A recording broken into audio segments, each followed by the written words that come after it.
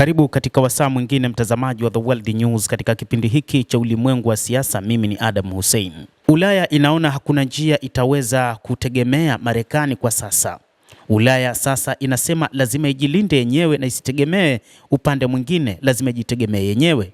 Hii ni kauli iliyotolewa na mkuu wa tume ya EU ambapo ameuhimiza umoja huo kuharakisha uhuru wa kimkakati, akisema Ulaya lazima imarishe haraka ulinzi na usalama wake katika kukabiliana na utaratibu usiokuwa na utulivu wa kimataifa. Ursula von der Leyen amesema katika dunia ya leo ambayo ni hatari, Ulaya lazima iwajibike kwa usalama wake na kupunguza utegemezi kutoka nje. Rais huyu wa tume ya Ulaya amesema akizungumza katika bunge la Ulaya huko Strasbourg kabla ya mkutano wa baraza la Ulaya siku ya Alhamisi na Ijumaa. Ursula von der Leyen alielezea mazingira ya kimataifa ya leo kama hatari na shughuli yenye vita na kuongezeka kwa ushindani wa kijiografia. Anasema ukweli wa dunia hii ina maana sisi wazungu lazima tujitetee na tujitegemee wenyewe. Alisema akisisitiza kwamba Ulaya haiwezi tena kumudu kutegemea mawazo ya kizamani kuhusu utulivu wa kimataifa.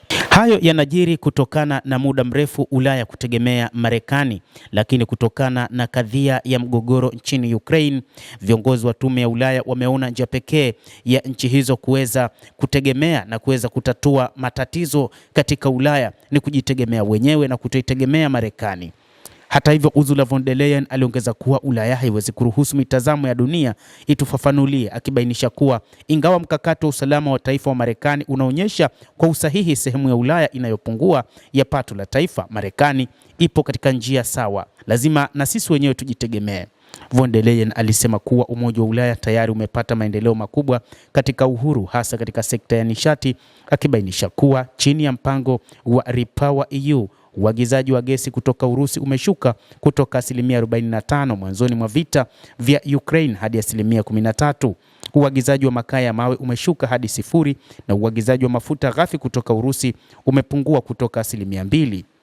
Enzi ya uhuru wa Ulaya lazima iwe isiyozuilika, aliongeza Ursula von der Leyen. Von der Leyen pia alisisitiza haja ya hatua ya haraka katika ulinzi na usalama, akisema Ulaya lazima iwe na uwezo wa kukabiliana na vitisho vya kisasa vya mseto.